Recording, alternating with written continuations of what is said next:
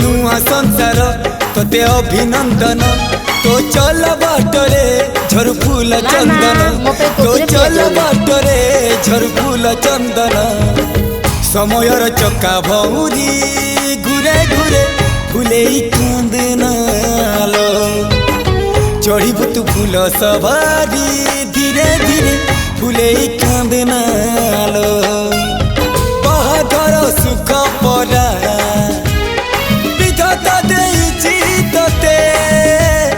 विरह वेदना सबु सहिबाकु हवा मते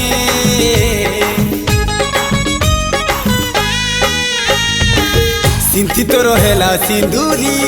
धारे धारे फुले कांदनालो चढ़ीबु तू फूल सवारी धीरे धीरे फुले कांदना।